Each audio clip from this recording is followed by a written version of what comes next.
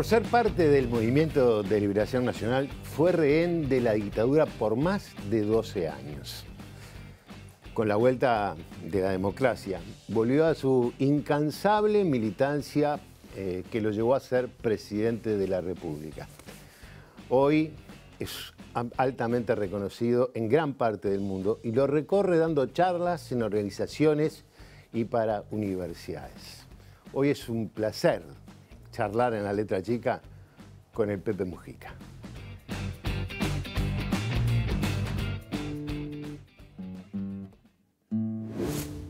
El MN se construyó históricamente previendo que el Uruguay iba a desembocar en una dictadura. Lo mismo que la construcción de la Central de Trabajadores. Acá, en mi generación, era popular. ¿Por qué? Porque el modelo en toda América Latina era el golpe de Estado, y de golpe de Estado militar. Y el sueño del MLN era tener una herramienta para cuando viniera ese momento. Lo que no tuvo en cuenta el MLN, que cuando vos jugás con fuego desatás cosas que después no podés dominar. En ese marco, quienes teníamos una estrategia defensiva de respuesta armada, partíamos de este principio. La lucha armada la desata siempre la derecha cuando la situación legal no le permite seguir manteniendo sus privilegios de una forma u otra. Pinochet debió haber muerto a balazos, como corresponde a un hombre de su talla. Filosóficamente estoy contra la pena de muerte y estaré siempre. Pero tal vez haya una media docena de casos que se lo merecen. Este es uno. Yo pasé tirado en un calabozo casi 10 años. Tuve más años preso, pero estuve totalmente aislado, cerca de una década. 7 años en un libro. Llegué a tener hasta 6 ranitas que se colaban en un lugar que era, ¿viste? Y le hacía, tenía un vasito para que se bañara, las cuidaba, ¿viste? Junté mi guita, las guardaba de noche porque tenía una rata que venían como a la 1, a las 2 de la mañana a comer lo que tiraba. Como manifestación de vida. Bueno, sobreviví. No te cuento esto para batirme el parche heroico, y no tengo nada de heroico. Lo que me faltó velocidad porque me agarraron. Pero se dice que en las democracias gobiernan la mayoría, o deben de gobernar la mayoría. Yo tiendo a vivir como vive la mayoría en mi pueblo. Y no como vive la minoría de mi pueblo. Y no estoy peleado con la minoría de mi pueblo que vive... No. Mi padrón de vida es la sencillez. ¿Sabes una cosa, pueblo? No. Compañeros, es el mundo al revés. Es el mundo al revés. En el estrado tendrías que estar vos y nosotros aplaudiéndote. Porque esta batalla la dieron y la mantuvieron encendida ustedes. Que este gobierno empieza, no lo ganamos, sino que lo heredamos en gran parte. Porque la principal razón de nuestra llegada a la presidencia es el éxito logrado por el primer gobierno del Frente Amplio, encabezado por el doctor Tabaré Vázquez. Porque decía si tú quieres cambiar, no puedes seguir haciendo lo mismo. En el año 85 se calculaba que había unos 1.500 consumidores de marihuana. Ahora hay 150.000 en mi país. Pero metimos mucha gente presa, gastamos mucha plata en represión. Peor que la drogadicción es el narcotráfico. Peor. Porque es notorio que la economía de mercado va dejando al costado del mercado ganadores y perdedores, y por una mínima cuestión de empatía humana, alguien se tiene que encargar de las cosas que afectan a nuestra humanidad y que no puede resolver el mercado. Soy pasional. Pero en mi jardín hace décadas que no cultivo el odio, porque aprendí una dura lección que me puso la vida, que el odio termina estupidizando, porque nos hace perder objetividad frente a las cosas. El odio es ciego como el amor, pero el amor es creador y el odio nos destruye.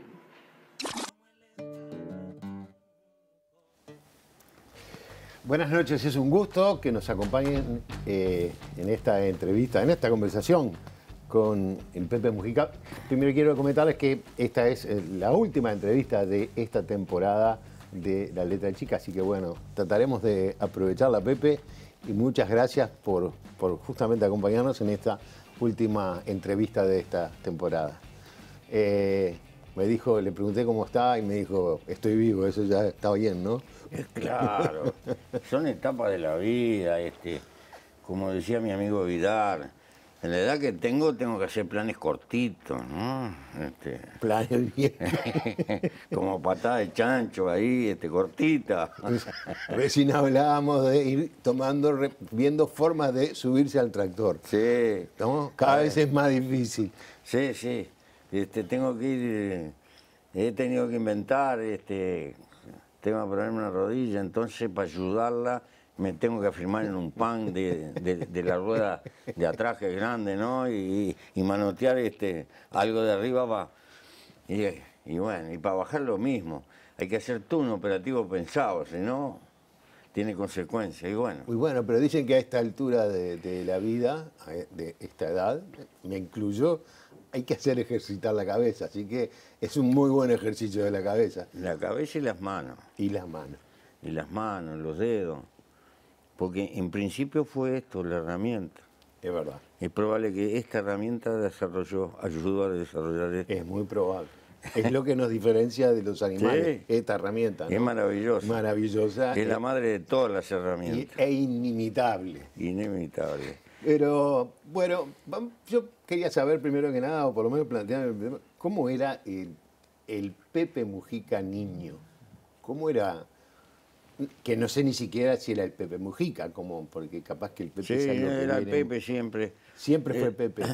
Siempre fui Pepe. Mi barrio era un lugar donde morían las chacras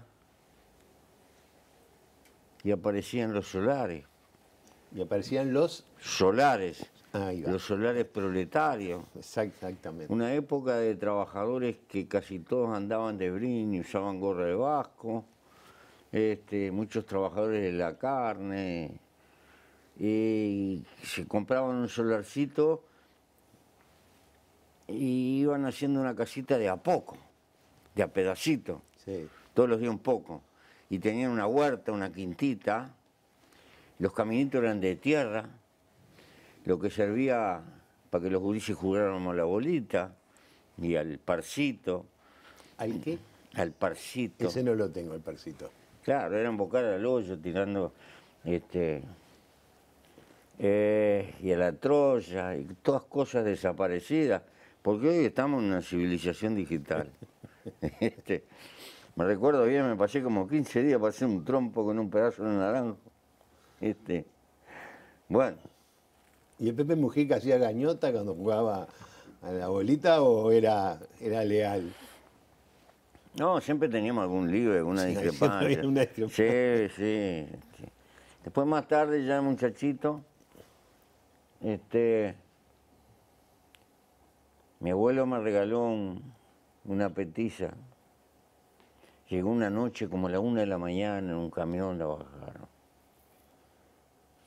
La llamamos regalo.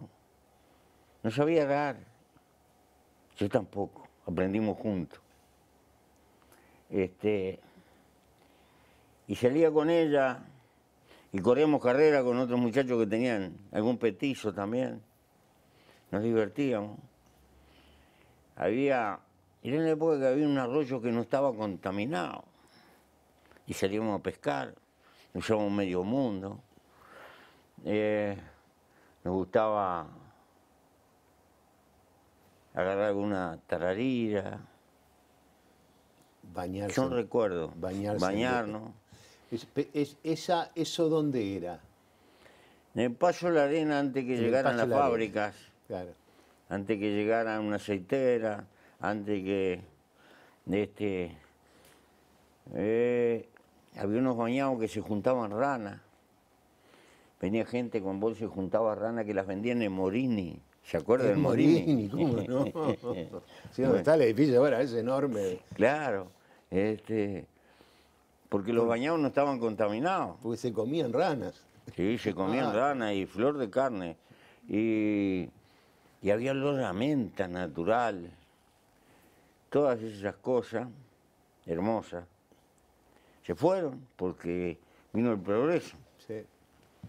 Y vino la contaminación, y vinieron las bolsas de nylon, y fueron desapareciendo las viejas del agua, y fueron desapareciendo las tarariras y los bagres. Y por esa zona lo que no desaparecieron. Y desapareció nuestra niñez. Sí. Lo que no desaparecieron fueron los caminos de tierra por esa zona. No, se han conservado, ahora se ha urbanizado mucho. Yo tenía una escuela pegada a mi casa. Eso le iba a preguntar. Así que no podía fallar jamás. Porque entre la escuela y la vieja que la brava, estuve condenado. En 6 años creo que tuve 7 faltas. Una cosa, no había caso. O sea, cuando los chiquilines se iban para la cañada, usted decía la pincha mi madre. Era en la época que las maestras nos retorcían la patilla y la oreja y nos pegaban un buen bife, ¿no? Y nada de contar en casa porque si no era doble. ¿Qué hiciste? Algo habrás hecho. Obviamente. No. Entonces, ¿Y era un buen alumno? En el buen sentido, en el sentido en algunas cosas sí, en otras no. Creo que era más o menos. Me hicieron odiar las matemáticas hasta que me agarró una maestra en tercero o cuarto, por ahí, que me hizo gustarle las matemáticas. Pero, bueno,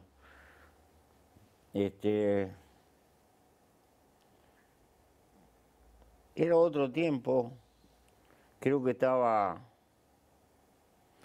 recuerdo una de las cosas, terminó la Segunda Guerra Mundial. Yeah. Y fue como una fiesta en la escuela, y salimos como locos. Y sé que me regalaron el primer reloj pulsera que tuve.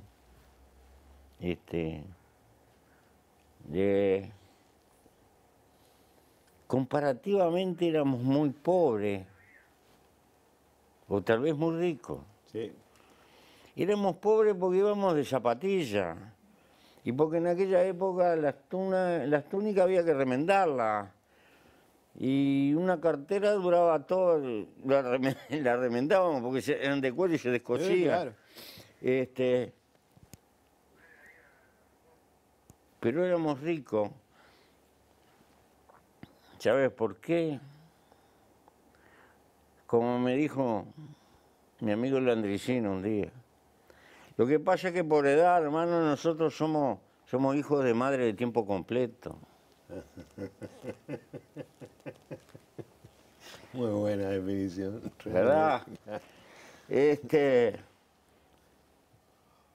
Porque las dificultades económicas existían y existieron siempre. Pero tal vez en estas sociedades patriarcales, paradójicamente la mujer cumplía con ese sentido que le puso la naturaleza que no tiene sustitución. Claro. Y entonces la madre siempre estaba ahí al pie del cañón, ¿no? Controlándonos.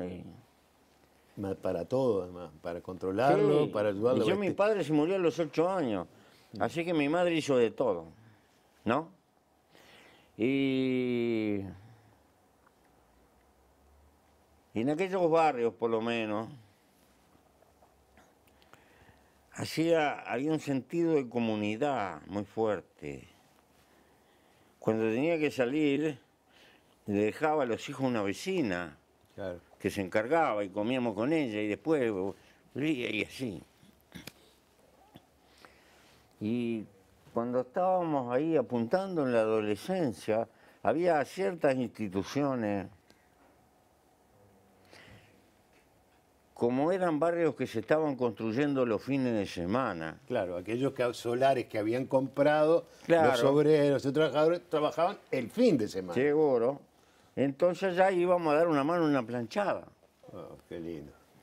que siempre terminaba con algún asado, o con algún guiso, y así se hicieron buena parte de La Teja, ¿no? París, Ese es el PPP que iba a hacer las planchadas. sí, ahí ya los muchachitos cuando andaban tuve un berretín de ciclista, fue el auge de... ¿Para qué François se le ocurrió salir vicecampeón mundial y todos los gurises salimos en bicicleta? A cinchar por las carreteras y a sufrir como locos. Pero no se me pierda, me dijo, había instituciones, me decían cuando entraba en la adolescencia, ¿qué instituciones? Que como que lo ayudaban a... ¿Puede ser eso?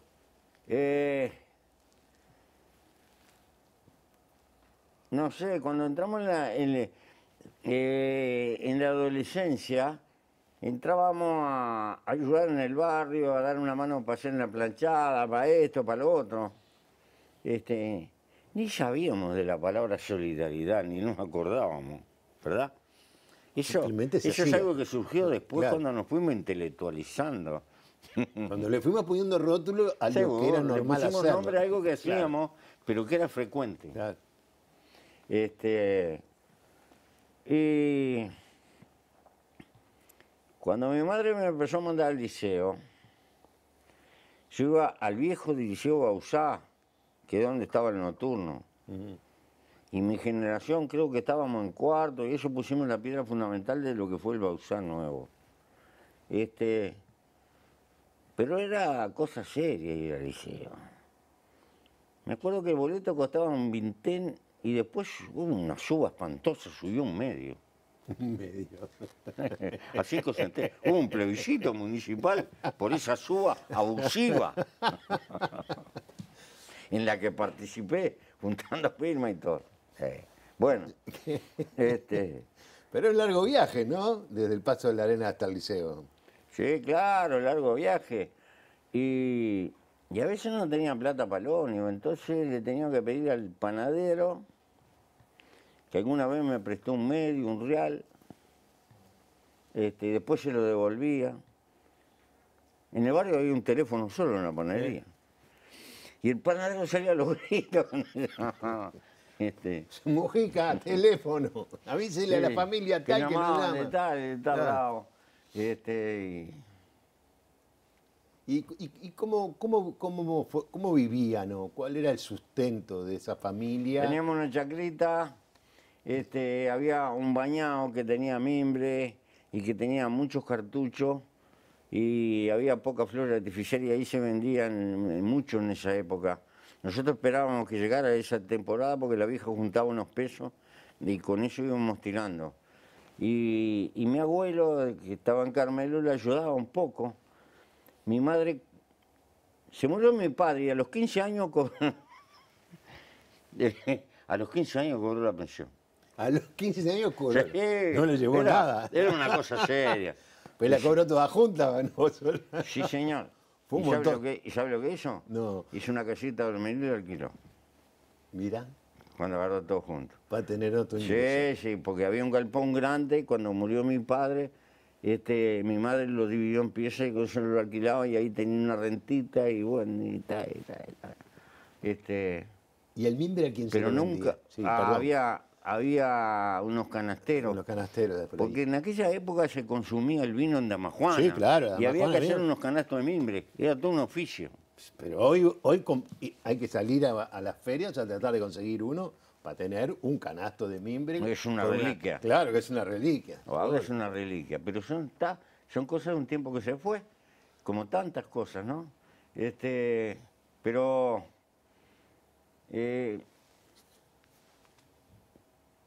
todo era difícil. Pero se leían 2 diarios. A la casa venía Y el de la mañana y el de la noche. Claro. Depende de qué partido, qué Sí. diario era el que venía. Sí, se leían en general 2 diarios y era un reparto, en fin, era la manera de informarse, ¿no? Y tengo presente, todavía vivía mi padre, la noche que compró y vino con una radio, Opa. con una radio, era una Edison cuadrada así, que duró no sé cuántos años, en la que pude escuchar el campeonato de Maracaná, cuando ganamos en Maracaná, años después, ¿no? Y era todo un acontecimiento tener una radio. Claro. Se transformó en el centro de la casa. Claro. De noche, a la hora de la cena o después de cenar, sentarse a escuchar la radio. Sí, A escuchar teleteatros informativos. sí, de todo. Y bueno, parte de un Uruguay que se fue, pero Y en ese momento que me contó que en la escuela le dijeron se terminó la guerra, ¿usted sabía que había una guerra? sí, ¿Sabían? sí, sí. ¿Cómo? Era evidente, lo sufrimos y nos beneficiamos. Bueno, también. ¿Por qué? ¿Por qué? Había una escasez de todo. Por ejemplo, los gurises hacíamos algunos vintenes juntando las boquillas de primos viejas que estaban tiradas en los basureros. ¿Por qué? Porque no venían boquillas importadas y había gente que se dedicaba a repararlas, a cambiarle los caños. Porque era la época que la gente pobre lo que tenía era primo, Claro. a querosén. Sí, sí, sí. Para cocinar y para calentar. Poner la maceta arriba para calentar la Sí, casa. claro, desde luego. Eso era, entonces, bueno, ¿y qué pasa? Había poco combustible y se había inventado el gasógeno. Me acuerdo que en la puerta de mi casa, en un campo que había enfrente, que lo teníamos por jugar al fútbol, una mañana acamparon un montón de autos y hicieron una carrera para propagandear el gasógeno, que iba, creo que hasta Río Negro, ¿no? Y ahí salieron los Chevrolet y los Ford atorados, largando humo. Quiero aclarar que estoy perdido, me perdí con el gasógeno. El gasógeno es una combustión a leña cerrada Sí, o a carbón en un aparato que venía por un caño y que cumplía la función del combustible, claro, bien. ¿verdad? Pero esos motores no estaban hechos, hubo que Claro. adaptarlos. Y ese gas había que filtrarlo para que no ensuciara y eso. Pero se usó en pila en los años de la guerra. Se usó en pila. Los vehículos rendían más o menos la mitad, o menos. Pero estaba racionado el combustible porque... y vendíamos todo. Vendíamos todo y no alcanzaba nada.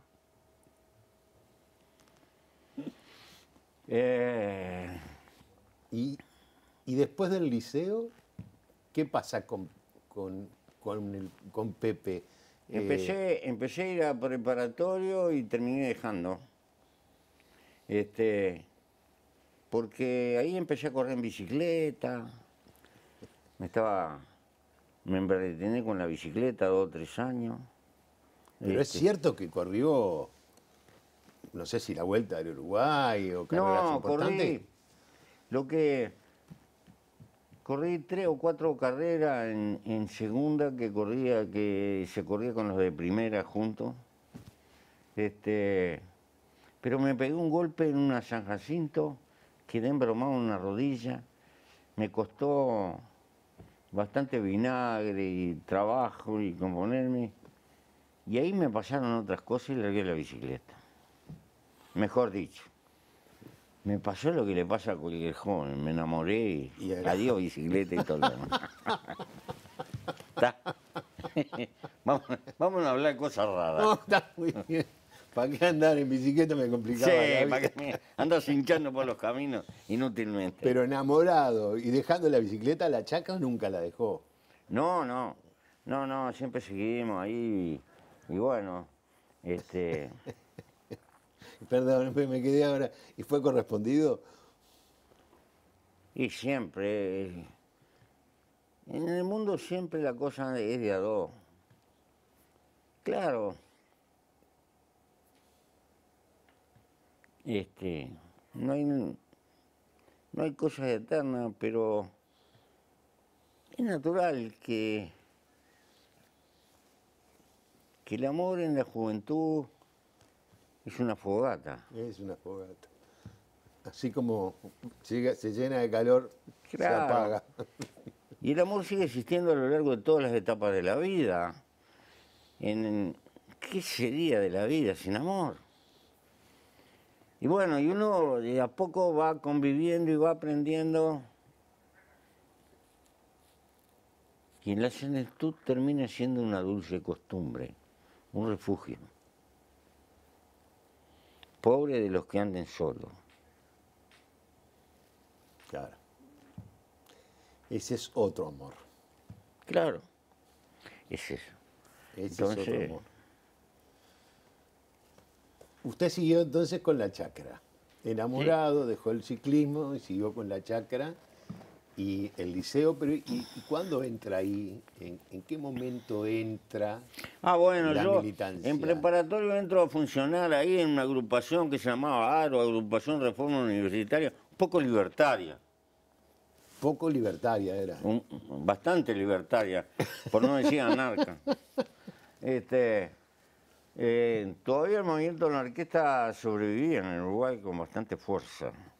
Había fundado el movimiento sindical, aunque había varias corrientes y todo lo demás. Tiempo después, claro, el Uruguay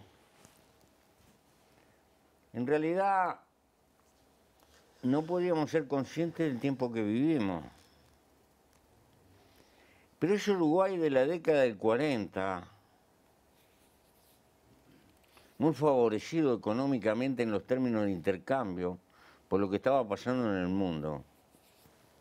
Es el Uruguay que lo llamaban la Suiza de América, sin idealizar.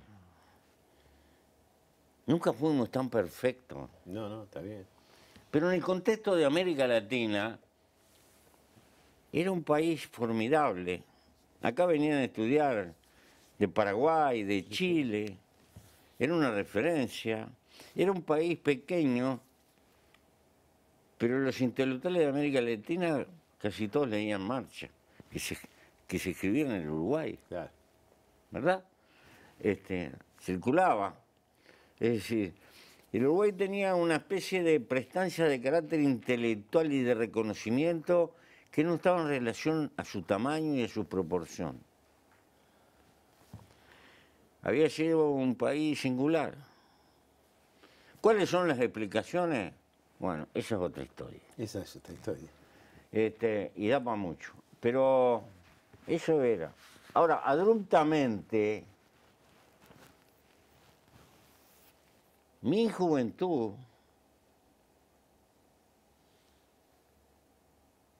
porque pasado de la guerra, esta película rosa se termina. Y cambian abruptamente todos los términos de intercambio, que está reflejado en una cosa política. No en balde el Partido Colorado había gobernado como 90 años. Y al pisar el año 50, no solo que gana el gobierno nacional, ganó todas las intendencias, pintó de colorado el país. 4 años después perdió todo, le quedó la intendencia de Artigas. ¿Qué terremoto había pasado en el Uruguay? Había pasado nada más ni nada menos que lo que vendíamos cada vez lo vendíamos más barato, que lo que comprábamos cada vez era más caro. Era más caro. Y fue la misma crisis que se llevó a Perón de la Argentina. Golpeó en el corazón del Río de la Plata. Y no lo sabíamos. Lo pude hacer consciente años después. Cuando un pueblo en términos relativos anda bien y cae de golpe, sufre mucho más que un pueblo que está muy abajo. O sea, el ser la Suiza Sí. de América nos hizo caer Sí, y golpearnos mucho. y ser adultamente América Latina, como los demás, de golpe, fue un viandazo terrible. ¿Me deja hacer una pausa? Sí. Porque yo quería hablarle un poco más de la chacra, porque me interesa el tema de la chacra, la flora y todo eso. No, pero hay otra cosa, mi abuelo. Hay todas las cosas, sí. Hablamos de tu abuelo enseguida, después. en un instante. Ya volvemos, seguimos conversando con el Pepe Mujica.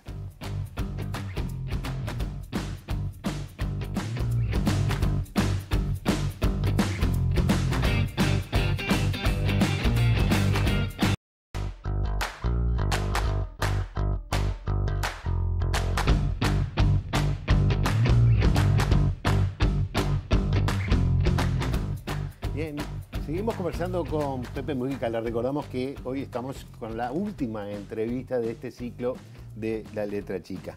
Pero de esa Suiza de América que se nos vino para abajo, de la que estábamos conversando, saltamos en un momento a una figura que no le había mencionado, que es su abuelo, Sí. y su relación con el campo o con el agro.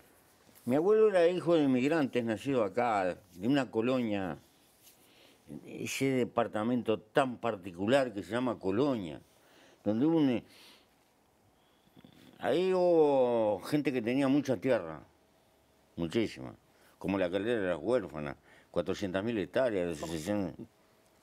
Bueno, y decidieron importar gringos pobres que disparaban de Europa por las dificultades y le vendían un pedacito de tierra. Eso fue masivo en Colonia. Y dio resultado, vaya a ver. Recorra el país y después me cuenta lo que es Colonia. Dicen la cultura y todo más. No. Lo que pasa es que se formó una fuerte clase media con poder adquisitivo, con capacidad de hacer, porque se distribuyó la riqueza, sencillamente. ¿Por qué? Porque hubo una división de la tierra a plazo. A plazos, está bien. Claro, ¿Y su padre y su abuelo fue uno de ellos?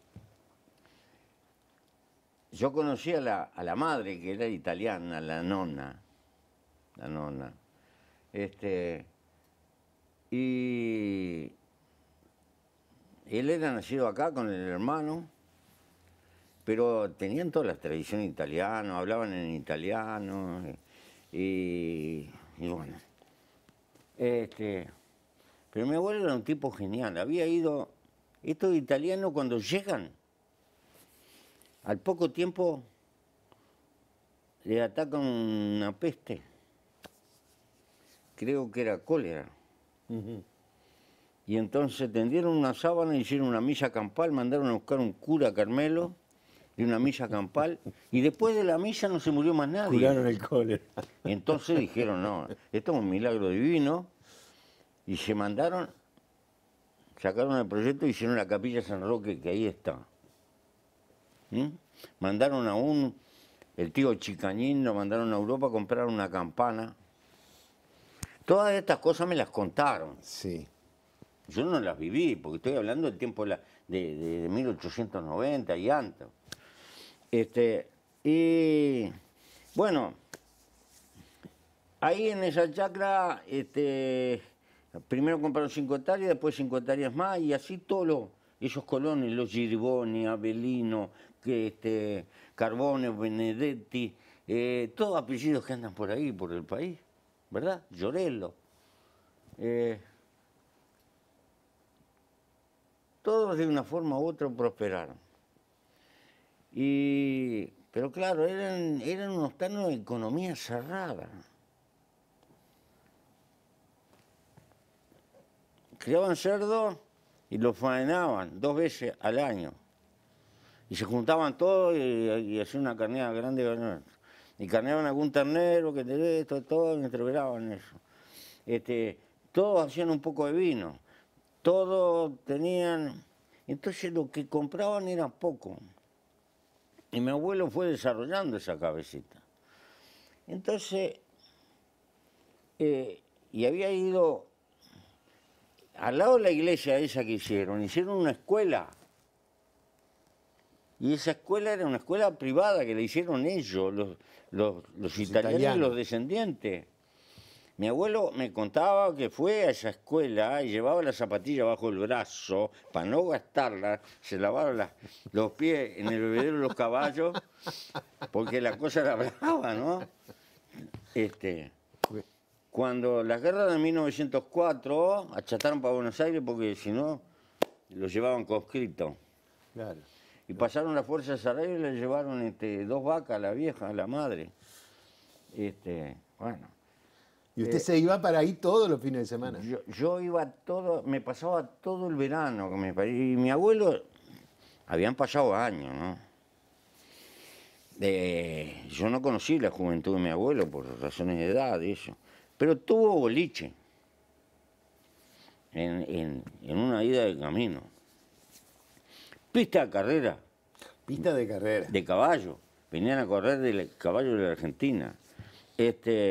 Y con posada, y cancha de pelota, y tenía viña, y hacía vino, y tenía un tambito, y después compraba un pedazo de campo y hacía ganadería, y le plantaba un pedacito de alfalfa, y arreglaba con un gurí para que le echara en el invierno algunas horquilladas de alfalfa a las vacas. Hacía varias cosas a la vez.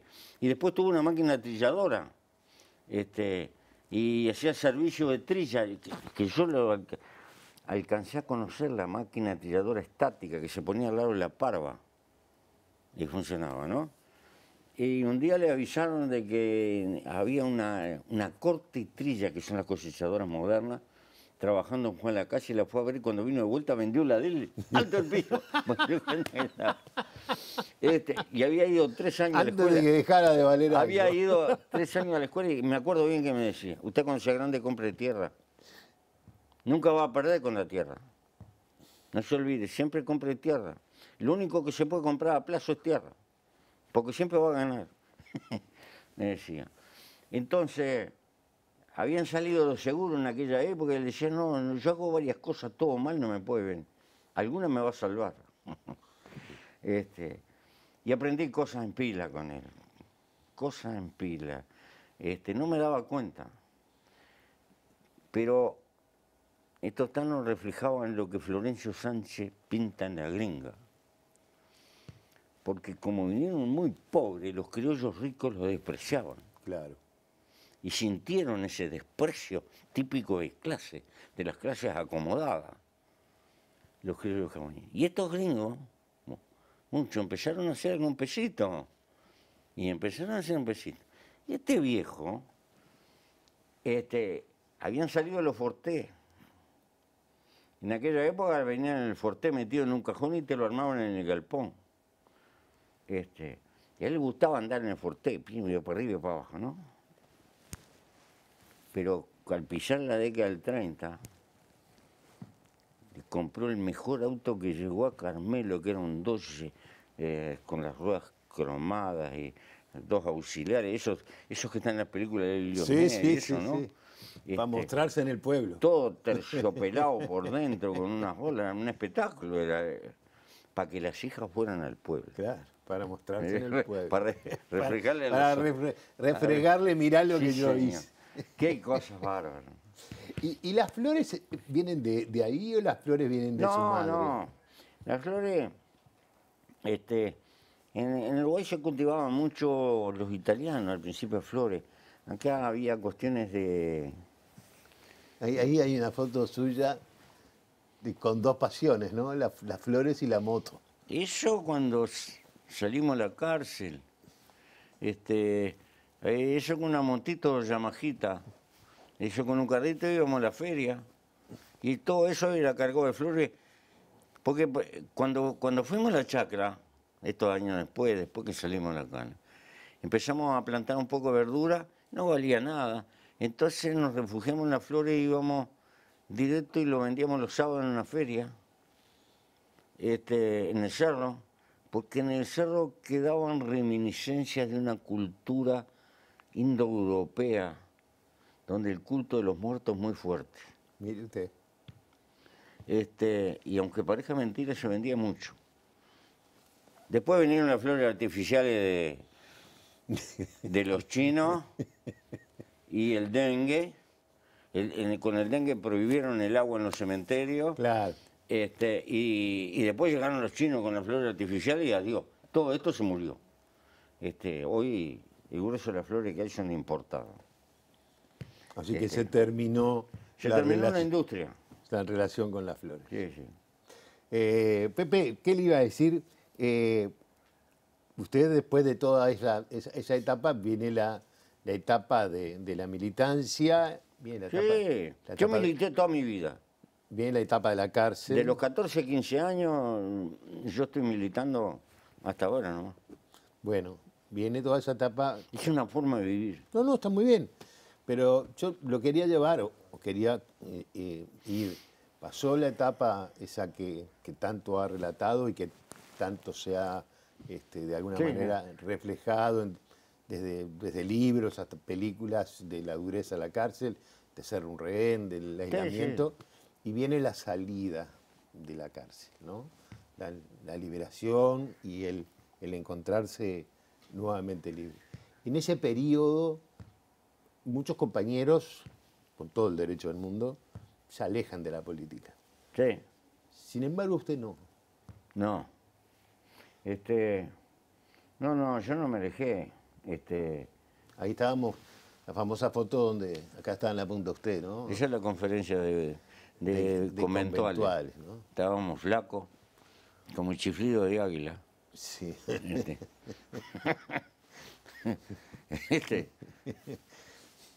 Pero bueno. Hay varios que se han ido. ¿Cómo no? Varios que se han ido. Y algunos estamos quedando ahí con cascote. Bueno, pero sí, entramos a militar en una coyuntura distinta y con cambios en el mundo muy fuertes. Nosotros pertenecemos esas eran las famosas mateadas. Sí. Nosotros salimos, en lugar de disparar y ocultarnos, salimos a hablar con la gente y aprender. Y a decir lo que pensábamos. Y fue un acierto. Porque tuvimos que hacer un gran cambio y no es fácil. No es fácil. En otras partes no pudieron hacer esos cambios. Es verdad. Y desaparecieron. Pero nosotros nos damos cuenta que había cambiado la época, que el mundo, se nos venía otro mundo. Porque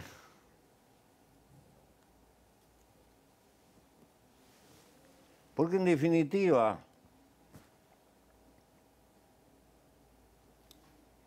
aquella teoría del Estado y la Revolución, de que por más libertad o que seamos iguales ante la ley, la vida nos enseñaba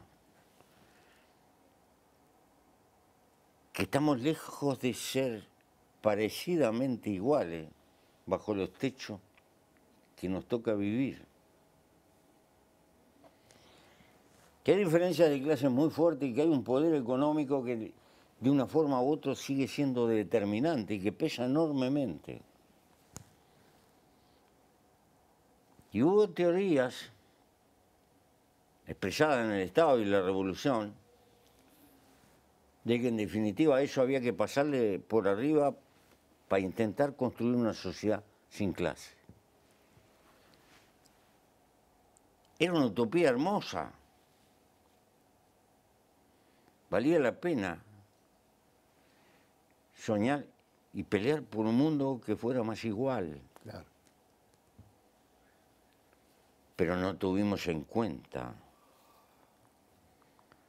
que había un enemigo oculto dentro de nosotros mismos, que es la humana tendencia a la burocratización, que termina siendo también en Un nuevo Estado. un nuevo Estado que burócrata, oprime claro. y que, ¿verdad?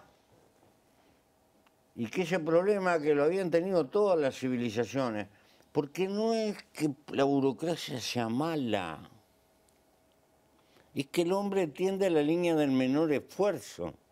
¿Y para qué me voy a matar si dentro de 40 años me jubile y si no hago una barbaridad? Si la tengo segura, ¿verdad? Así que hubo que cambiar. Y hubo que cambiar,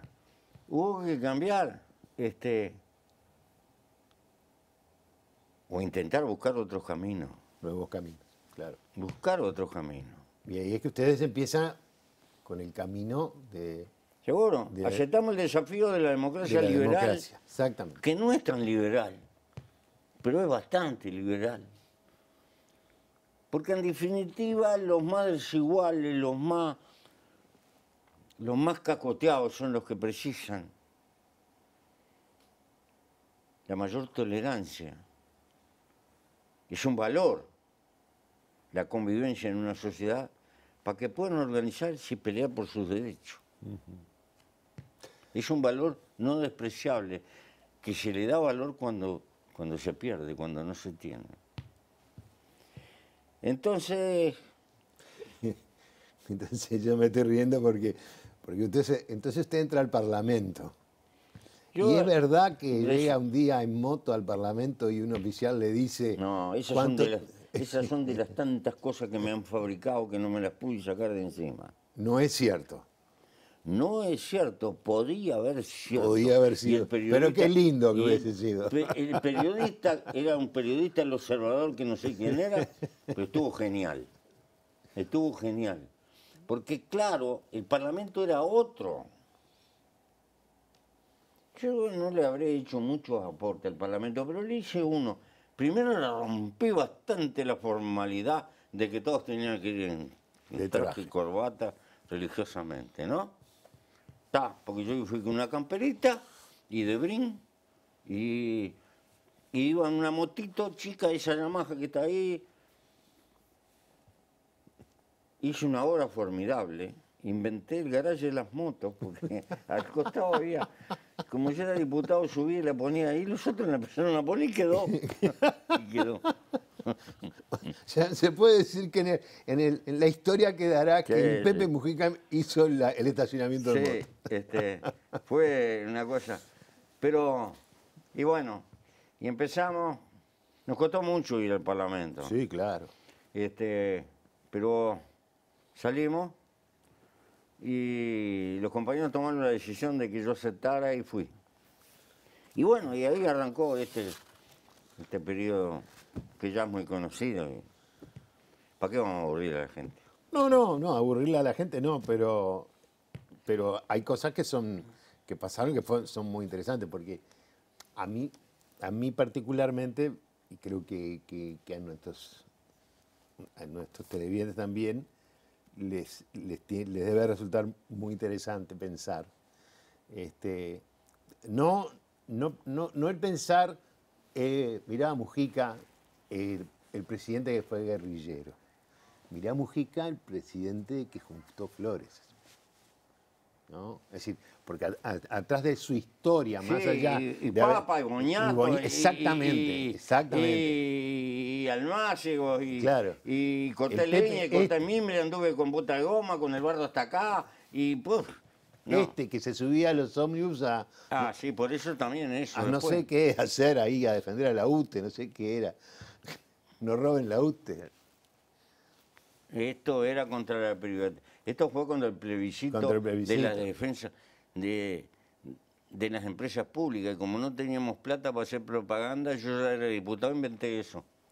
Salía con una barra, me metía en los ónibus y tal.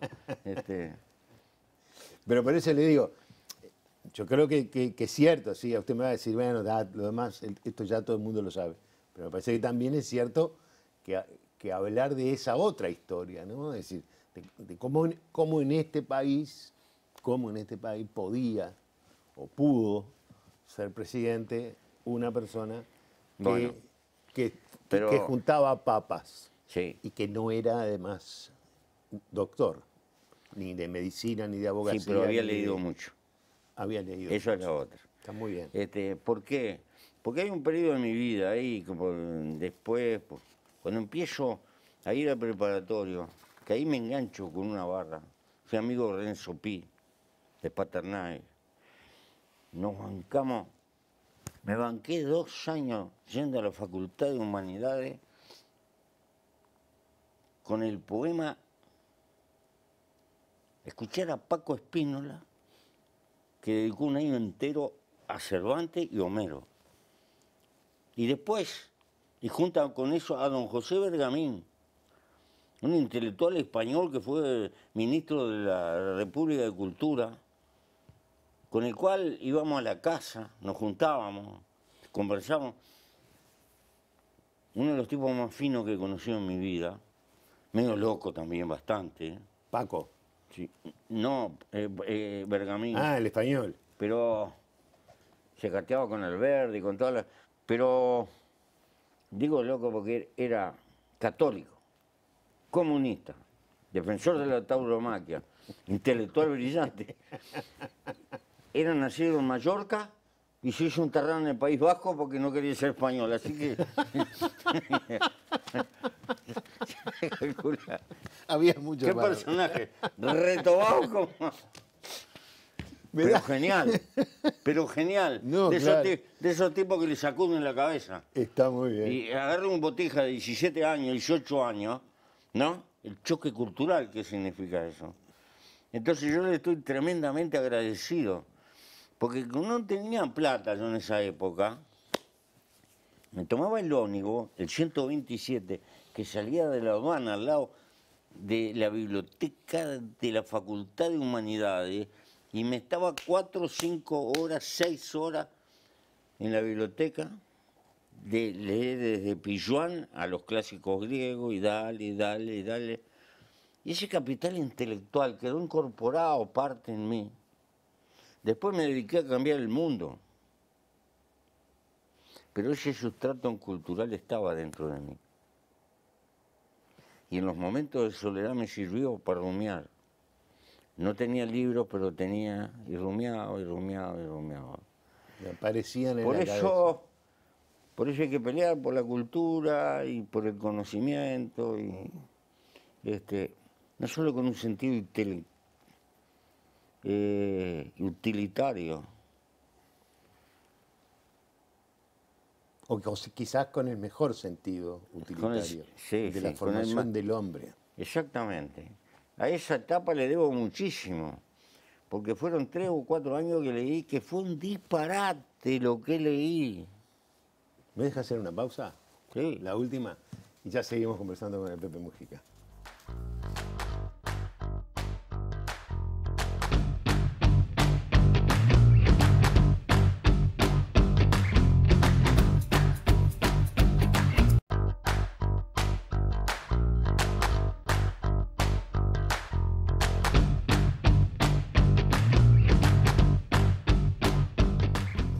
Bien, seguimos en esta conversación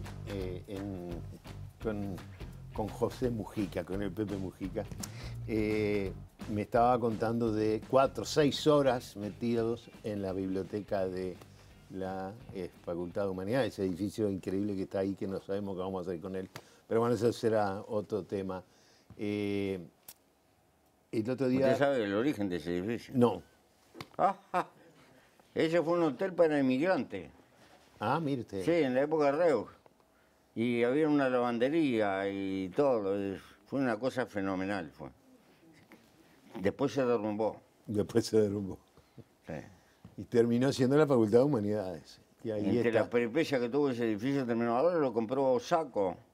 Lo había comprado Saco y eso, pero tenía un proyecto y eso, pero se le murió la hija, creo, y quedó ahí. Quedó ahí. Pero usted me hablaba de lo que había leído, de cómo todo eso le fue abriendo la cabeza. Y yo le decía que la semana pasada o la otra tuvimos una nota con Marcelo Stefanel. Y él contaba que en el periodo en que estuvo preso, leyó 1.600 libros, dice, por lo menos, ¿no?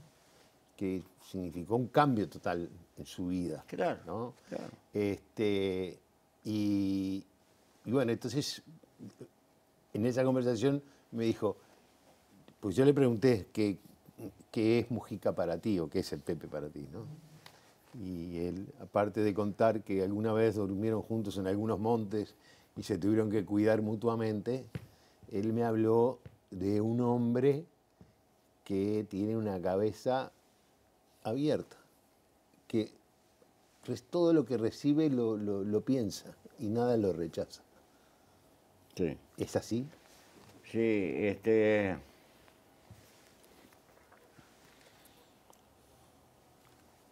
aprendí a dispararle al fanatismo, no la pasión. Porque creo que el fanatismo nos termina estupidizando. Y por lo tanto, nuestras propias creencias las tenemos que revisar y confrontar y a veces las reafirmamos y a veces las modificamos. Y lo que no cambia no existe, porque la vida es cambio. Sí, sí. Pero es también un rumbo. Lo que permanece es el rumbo. Entonces, atrás de eso nos movemos así, en lo que podemos. Pero siempre tenemos que aprender. La realidad es más fuerte, nos trae... Y ahora está muy de moda porque hay que renovar. Y todos quieren ser jóvenes. Me río porque todavía justo hicimos un programa sobre eso. Todos quieren renovar. Pero la renovación no es cuestión de piel, la renovación es una cuestión de neurona. De cabeza. Significa, han aparecido problemas hay una tendencia brutal a que todas las ramas de la economía se van transnacionalizando. Y nos vamos a quedar sin boliche, porque son cadenas de boliche multinacionales, y sin farmacia, y sin pizzería, porque todas son cadenas. Su abuelo no podría tener No. el boliche en la esquina aquella, Entonces, en el cruce de camino. Nuestra pequeña burguesía la van acorralando y se va poniendo rentista, porque no tiene otra, no sabe dónde meterse, porque no le queda nada. Y digo, y dentro de 30 años somos todos peones multinacionales. Buah, esos problemas no estaban. No es que las empresas transnacionales sean nuevas, no, son viejas, ahí está el Anglo, yo qué sé. Sí, sí. No, pero la vastedad que está cubriendo, hasta los escritorios, las escribanías, todo, los servicios de salud, las universidades que van a venir, todo.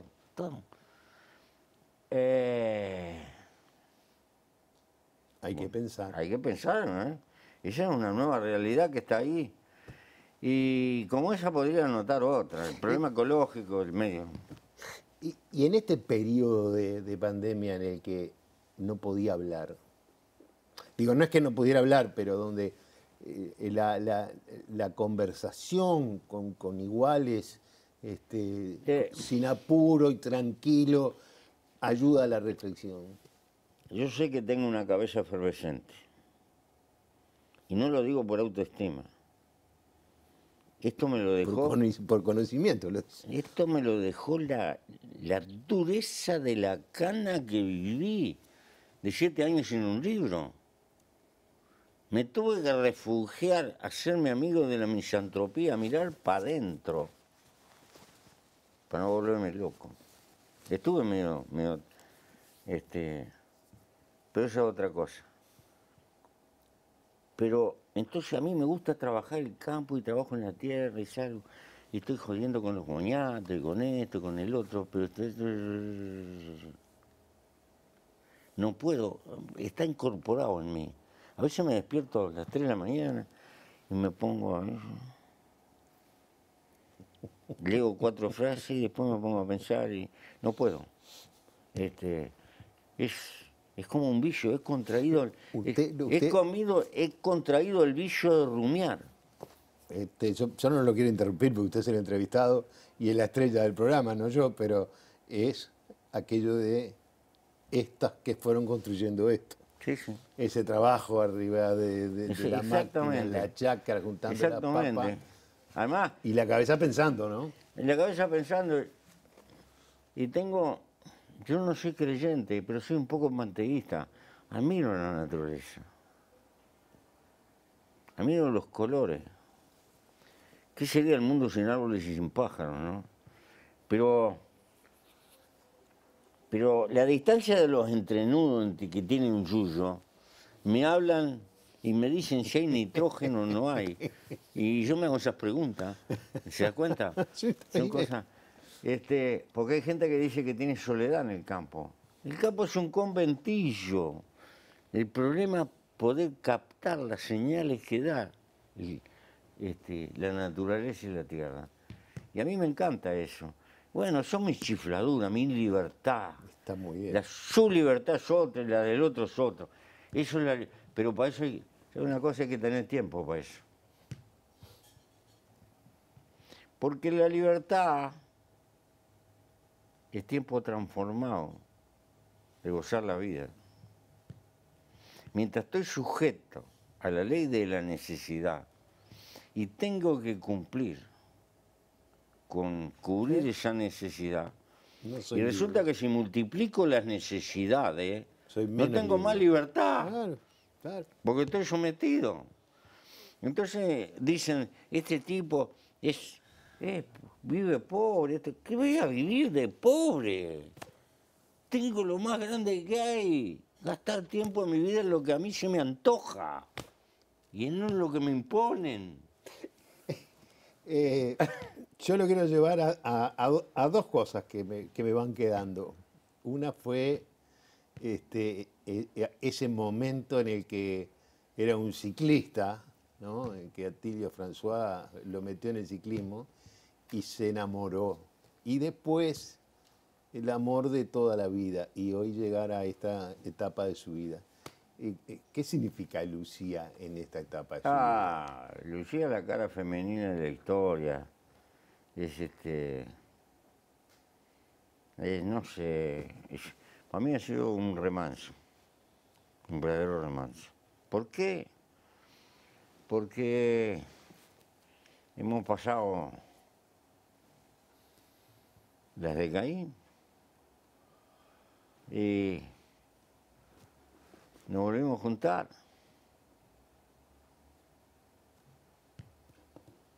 Nos decidimos casar hace poco.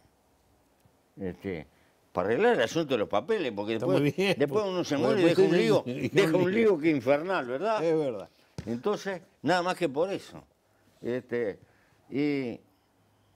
nos dimos el placer de casarnos en la cocina. Vino el juez y nos casó en la cocina de casa. Y los vecinos de testigos, ¿se dan cuenta? Es un lujo eso. Supongo que había algunas cosas para comer. Sí. Pero no discute con Lucía, sí, discuten mucho. No, en la discusión... Lucía tiene su personalidad, tiene su yo y todo lo demás. Pero yo desconfío de que los humanos siempre andamos necesitando una madre. Y que la compañera tiene algo de eso, cumple eso. Y sobre todo para los hombres, que somos un desastre. No proyecte. No proyecte, no. Yo no sé, pero hay una mente femenina que siempre sabe dónde está esto, dónde está el otro, dónde está... No sé.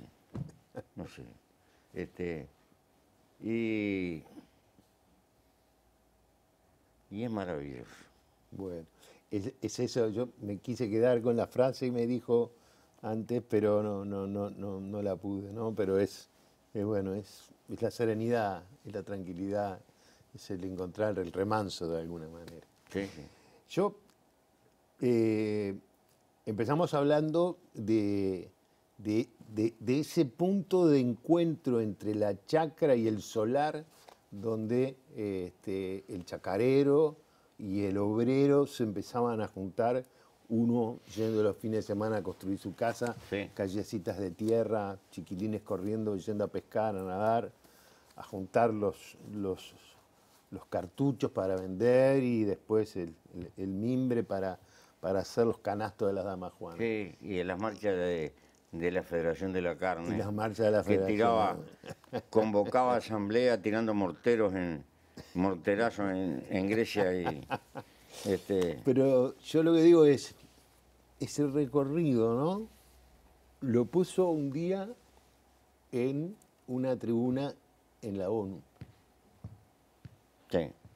Y eso es, supongo yo que debe ser algo, debe ser un momento, no sé, yo no puedo imaginármelo. Porque además, yo sé que muchos, que son muchos los presidentes que van, que se suben a la tribuna y que hablan en las Naciones Unidas. Pero yo también sé que el día que habló Mujica, los que estaban allí, que muchas veces no escuchan nada, escucharon. ¿Cómo fue para usted? Sí, yo en general improviso los discursos, pero ese discurso lo pensé, porque claro, no se va todos los días a la ONU, Claro. y entonces lo pensé y le di vuelta, y tenía que hacer un poco de poesía para poder resumir, por eso allí metí algunas imágenes, soy del sur, vengo del sur, no puedo explicar en una cosa, esquina del Río de la Plata y quise definir en 4 trazos la historia del Uruguay, ¿verdad? Y fue lo que intenté pintarlo. Y la situación de América y eso, y creo que salió más o menos. Después me dice, estaba Iglesia escuchando y me vino a abrazar. Y me dijo una cosa muy bonita. Me siento orgulloso de ser compatriota. En lo que no estoy de acuerdo por la importancia que le dio la academia, me dijo. Deja que los políticos decidan. Y él es terrible académico, pero ha vivido mucho. Está bien. Vale la pena. Es un tesoro del Uruguay. Sí, señor. ¿Cómo seguimos en el país? ¿Cómo estamos? ¿Cómo nos ve? ¿Qué piensa en qué situación nos ve al Uruguay hoy?